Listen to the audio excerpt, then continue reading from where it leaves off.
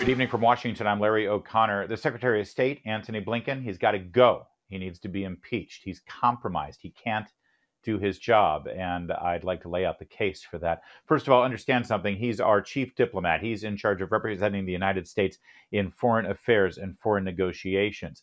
One of our chief rivals, our adversaries on the international stage right now is Russia, right? There's an actual war going on between Russia and Ukraine, and that war is quickly appearing to be, if it isn't already, a proxy war between this country and Russia. The efforts of our diplomats, our Secretary of State, to deal with Russia directly is critically important. And Antony Blinken, he can't do that because it's now been exposed that he personally accused the country of Russia of a crime they did not commit. Now, let's bring it back to October of 2020. The presidential election was just a few weeks away. The New York Post had the Hunter Biden laptop story. And you'll remember one of the chief reasons why social media companies and major news organizations refused to cover the story and even censored the story was because a letter was produced signed by 51 intelligence community officials, former directors and deputy directors of various intelligence agencies. And they all said that this laptop story was not just false, but it was a trick from Vladimir Putin. It was Russia meddling in our election. It was propaganda. It was disinformation that Russia had injected into our media to try to hurt Joe Biden and help Donald Trump. That was a lie. All of that was a lie. And it all started because Antony Blinken, working at the time for the Biden campaign, reached out to a gentleman named Michael Morell. Michael Morell was the former deputy director of the CIA. And we now know through his testimony, Michael Morell's testimony to the House Judiciary Committee, that it was Antony Blinken who said, hey, we got to do something about this. Here, take a look at this. This is testimony from that. October 17th, Blinken emailed Morell an article published in USA Today alleging that the FBI was examining whether the Hunter Biden laptop was part of a disinformation campaign. The bottom of the email he sent to Morell included the signature block of Andrew Bates, then director of rapid response for the Biden campaign. Now, again, let's be clear here. This was a campaign operation, rapid response. We got to get in front of this story. It's going to hurt Biden's chances. And so he sent this letter citing the USA Today speculation that the FBI is looking at it as Russian disinformation. Now, here's more of the testimony from Michael Morell. He testified his communication with Blinken was one of a few communications he had with the campaign, explaining he received a call from Steve Ricchetti, chairman of the Biden campaign, following the October 22nd debate. Morell also explained that the Biden campaign helped to strategize about the public release of this statement. This is the statement from intelligence community members. Morell further explained that one of his two goals in releasing the statement was to help Vice President Biden in the debate and to assist him winning the election. You'll remember that Joe Biden cited this letter during the debate. I've got a letter here that's been put out there by 51. No one knew at the time that this was actually created by the Biden campaign. They thought it was just some natural thing and an occurrence. Hey, these intelligence community officials are so worried about Russian disinformation that they all got together spontaneously and naturally and put it together. No, Michael Morell did it at the suggestion of Antony Blinken. And Antony Blinken got rewarded as the Secretary of State for the United States of America.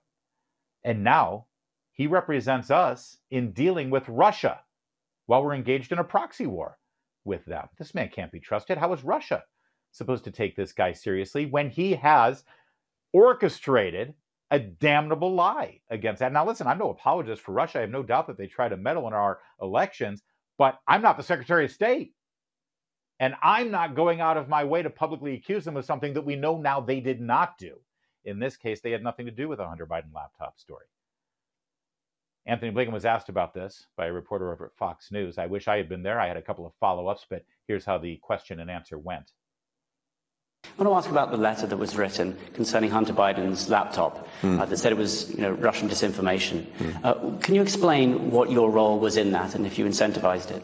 Well, first, one of the great benefits of this job is that I don't do politics and don't engage in it. But with regard to that letter, I didn't wasn't my idea. Didn't ask for it. Didn't solicit it. And I think the testimony that the former Deputy Director of the CIA, Mike Morrell, put forward confirms that. Now, that's a lie. Antony Blinken's lying. I didn't ask for it. Wasn't my idea. Some things you don't have to ask for when you're working in politics. By the way, this other thing, this whole, the benefit of my job is that I don't do politics. I don't engage in it. He got this job because he engaged in politics. And last time I remember, secretaries of state generally do engage in politics quite a bit. You know, that Hillary Clinton, when she was Secretary of State, I think she was kind of political at the time. Heck, so was Thomas Jefferson when he was working for George Washington as Secretary of State. But there's another reason why I know for sure Antony Blinken's a liar, because we've got a paper trail on it. Here's another reason why he should be impeached. Senator Ron Johnson talking to Larry Kudlow. Watch. But now we know that he lied to Congress as well. Remember, he was Deputy Secretary of State under Obama. We certainly had interested in interviewing him during our investigation. He canceled that meeting before the election, but because he wanted to be Secretary of State, he did agree to sit down for a transcribed interview in December of 2020, and he lied to us. We asked him point blank, did you communicate with Hunter Biden via text or email? And he said no. Well, now we have emails between Hunter Biden and Antony Blinken, plus his wife. Her name is Evan Ryan. Didn't make that connection. She also worked in the State Department. She was basically acting as a conduit, using her personal email between Hunter Biden and Antony Blinken. In one case, trying to set up a phone call between Blue Star Strategies. This is the lobbying forum for Burisma and Antony Blinken. So again, we're just starting to peel back more and more layers, but it's certainly starting to peel back the onion. But the bottom line is right there. He lied. Now, let me just remind you of the context of this. You remember the fake trumped-up impeachment attempt of Donald Trump, because he was asking then President Zelensky of Ukraine. Yeah, that's right. It was Zelensky on the other end of the phone. He asked him whether they were going to do any investigations into Burisma and whether the Biden family was dealing in any corrupt manner. Senator Ron Johnson and Chuck Grassley of the Judiciary Committee, they wanted that information too. And so they asked Antony Blinken, who had been working for the Obama administration's State Department, did you have any email exchanges with Hunter Biden about Ukraine, about Burisma, about anything? And here, this is his sworn testimony. You can take a look at it. Did you have any other means of correspondence with emails, texts? Mr. Blinken said no.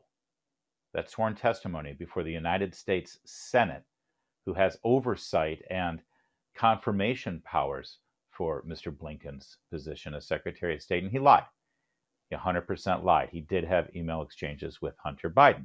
Now, listen, he can see his why any way he wants, but he's compromised now as a Secretary of State. He's untrustworthy, and everybody knows it. So what do? Well, the recourse is that the Justice Department and the Attorney General would not take up perjury charges against him for lying under oath to Congress. But of course, we know Merrick Garland won't do that because he's part of the most corrupt administration in modern American history. So the only other recourse is for the House of Representatives to start impeachment proceedings. And I should think the Republicans would be more than eager to do so. Now, I know, they're very busy with the pending impeachment, the Secretary of Homeland Security, Alejandro Mayorkas, and I think there's some other members of this cabinet that could be impeached too. But they can also walk and chew gum at the same time. If Kevin McCarthy, the Speaker of the House, thinks that this isn't the way to go, maybe he should just ask himself one simple question. What would Nancy Pelosi do? I think we know the answer to that. There's more to come on O'Connor Tonight.